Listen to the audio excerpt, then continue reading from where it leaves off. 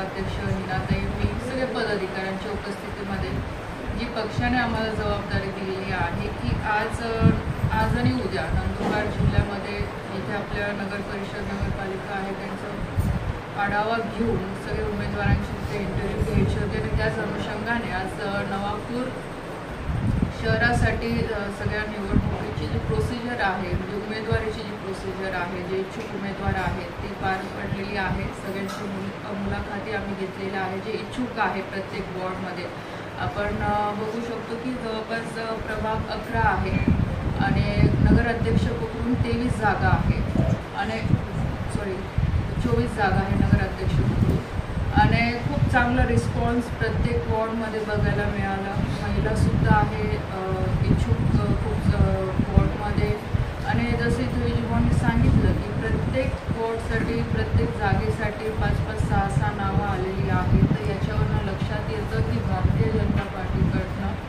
लढण्यासाठी उमेदवारांची संख्या ही जास्त आहे आणि त्याच अनुषंगाने मला पूर्ण विश्वास आहे की या निवडणुकीमध्ये जेही भारतीय जनता पार्टीकडून उमेदवार उभे केले जातील ते नक्कीच चांगल्या मताने निवडून येतील आणि नगराध्यक्षासाठी सुद्धा जवळपास 6 ते 7 इथे मुलाखती आम्ही घेतलेल्या आहे आणि अतिशय चांगलं म्हणजे एक आपण म्हणू शकतो की जे निवडणुकीसाठी जे उमेदवार ज्या पद्धतीचे लागतात त्यांना त्या भागाची सगळी माहिती असणे मतदारांबद्दल पूर्ण माहिती असणे काय अडचणी आहे त्या भागातलं ह्या सगळ्या विषयांची माहिती असणारे सगळे उमेदवारांशी आज आम्हाला चर्चा करायला मिळाली। तर मला पूर्ण विश्वास आहे की ज्या पद्धतीने भारतीय जनता पार्टीचं काम मागच्या काही वर्षापासून इथं संघटनेच्या माध्यमातून जे सुरू आहे तर हे लक्षात येतं की आज संघटना इथे मजबूत आहे। संघटनेच्या माध्यमातून काम लोकांपर्यंत झालेलं आहे म्हणून उमेदवारांची संख्यासुद्धा ही वाढते आहे म्हणजे इच्छुक उमेदवारांची संख्या पण वाढते। आता आम्ही सगळे कोर कमिटीचे मेंबर बसून वरच्या लोकांशी बोलून जे प्रदेशाध्यक्षांशी वगैरे बोलून 11 किंवा 12 तारखेला फायनल उमेदवारांची नावं पुढे येतील। राज्यात महायुती म्हणून आपण सोबत आहात नवापूर नगरपालिकेमध्ये। सर्वप्रथम मी पत्रकार बंधूंचं मनापासून या ठिकाणी स्वागत करतो। असं आहे की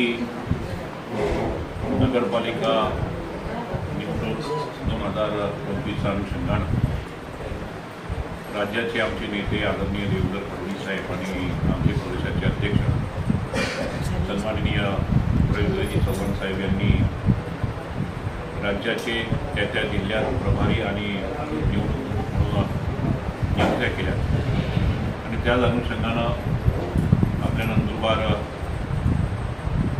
जिल्ह्याच्या आपल्या कन्या आणि केंद्रीय मंत्री लक्षताई खडसे यांच्यावर माननीय प्रदेशाध्यक्षांनी प्रभारी पदाची या ठिकाणी जबाबदारी दिली आहे आणि माझ्यावर या निवडणुकीचा नंदुरबार जिल्ह्याचा प्रमुख म्हणून या ठिकाणी जबाबदारी निश्चित केली आहे आणि त्याच अनुषंगानं प्रदेशाच्या सूचनेनुसार आज आम्ही नवापूर नगरपालिकेच्या निवडणुकीच्या इच्छुक उमेदवारांची या ठिकाणी मुलाखत घेतली। अतिशय उत्साह प्रचंड या ठिकाणी होता आहे। कार्यकर्त्यांमध्ये प्रचंड नवचैतन्य आहे। एक वार्डामध्ये साधारणतः 5-6 या ठिकाणी उमेदवारांनी उमेदवारी मिळावी म्हणून मागणी केलेली आहे आणि याच संदर्भात मी जास्त अधिक न बोलता आपल्या केंद्रीय मंत्री आणि या निवडणुकीचा प्रभारी लक्षाताईंना विनंती करतो की आपल्याशी त्यांनी या ठिकाणी संवाद साधावा। या पत्र परिषदेमध्ये प्रामुख्यानं आपल्या जिल्ह्याचे नेते माननीय डॉक्टर विजयकुमार गावी साहेब, जिल्ह्याचे जिल्हाध्यक्ष विजय गोमाळी, डॉक्टर नीनाताई गावी, अजयजी वसावे, शहराचे अध्यक्ष आमचे दिनेश भाऊ, सत्यानंद गावी, जिल्ह्याचे आपले उपाध्यक्ष एजाज छोटे, एजाज भाई आणि सर्वच कोल्हापुराचे कार्यकर्ते जे या ठिकाणी उपस्थित आपल्याकडून सगळ्यांचं स्वागत। माननीय लक्षात सर्वजण वेगवेगळी आहे। आज अजून त्या विषयावर काही चर्चा झालेली नाही आहे. कारण की जर संघटना आमची मजबूत असेल, जर आमच्याकडे चांगले उमेदवार असतील तर नक्कीच आम्ही तिथे भारतीय जनता पार्टीचेच उमेदवार तिथे उभे करणार आहे. आणि आत्ता सध्या ह्या 2 दिवसामध्ये आम्ही तेच बघायचा प्रयत्न करतो की प्रत्येक वॉर्डमध्ये किंवा प्रत्येक प्रभागामध्ये आपले लोक कशा पद्धतीचे आहे, म्हणजे किती स्ट्रॉंग आहेत, निवडून येण्याची क्षमता काय आहे. आणि ज्या पद्धतीने आदरणीय मुख्यमंत्र्यांनी सांगितलेलं आहे की युती म्हणून आपण सोबत राहू, थोडे शंकाने पण परिस्थिती बघून ते कसं आज ते मी स्टेटमेंट नाही देऊ शकत किंवा आज आम्ही अजून काही त्याच्यावर ठरवलेलं काहीच नाही आहे. तर 2-3 दिवसानंतर आम्ही सगळे कोर कमिटीचे मेंबर बसून ठरवू की आपल्याला कुठे युती करायची आहे, कुठे नाही करायची आहे. पण प्रयत्न हाच आहे की मैत्रीपूर्वक निवडणुकी आमची पार पडली. आजपर्यंत अपवाद वगळता म्हणजे शैलाताई टिंबे आणि स्वर्गीय अनिल वसावे यांच्या व्यतिरिक्त इथे कोणालाही यश मिळालेलं नाही. तर ह्यावेळेस जो तुमच्यामध्ये आज तुम्ही मंत्री असताना की तुम्ही नवापूर शहराला भेट दिली, तुम्हाला प्रभारी म्हणून नेमलं आहे, तर आत्ता तुमची स्ट्रॅटर्जी कशी असेल? बघा, मी आधीच सांगितलं की संघटना ही महत्त्वाची आहे. आज मी मंत्री म्हणून येण्यापेक्षा मी भारतीय जनता पार्टीची कार्यकर्ता म्हणून इथे आलेली आहे. कारण की संघटनेचं काम हे अशाच पद्धतीने वर्षोनवर्ष भारतीय जनता पार्टीचं होत आलेलं आहे. आणि म्हणूनच आज आपण बघू शकतो की देशामध्ये किंवा राज्यामध्ये आज निवडून येण्याची संख्या, कारण की भारतीय जनता पार्टीचा नेता हा कार्यकर्ता म्हणून जेव्हा काम करतो नक्कीच त्यावेळेस यश येत असतं. अशी अनेक उदाहरणं आहेत. आज इथे बसलेली तुमच्यासमोर आम्ही पूर्ण टीम आहे.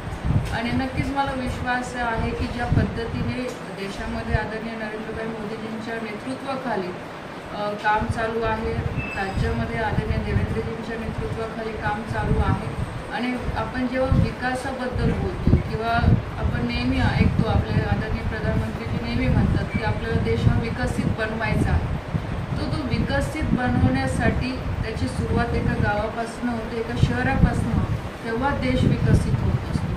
आणि तेच विजन घेऊन आम्ही नगरपालिकेच्या इलेक्शनमध्ये पण उतरत आहोत की आपल्याला आपल्या शहराचा तर विकास करायचाच आहे, पण व्यक्तिगत लोकांचाही कसा विकास होईल आणि त्याचबरोबर देशाच्या विकासासाठी सगळ्यांचं सहकार्य असणं, छोट्या गावापासून शहरापासून तर राज्यापासून तर देशापर्यंत तर सगळ्यांचा सहभाग असणं अत्यंत गरजेचं आहे.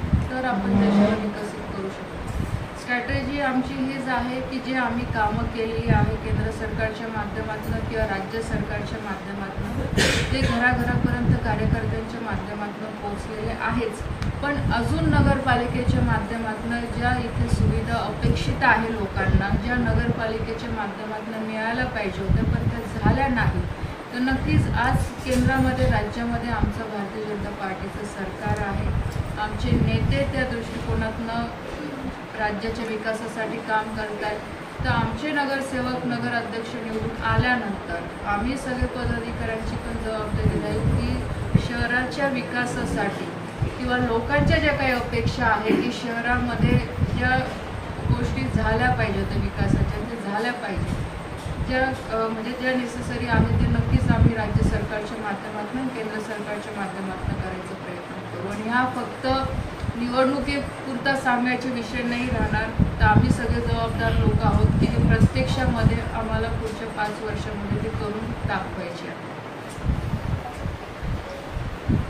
म्हणजे चांगले उमेदवार आहेत, जे इच्छुक आहेत, सगळ्या प्रभागामध्ये अतिशय चांगले इंटरव्ह्यू सगळ्यांचे झालेले आहेत. आता ते कोर कमिटी बसून वरती निर्णय घेतले.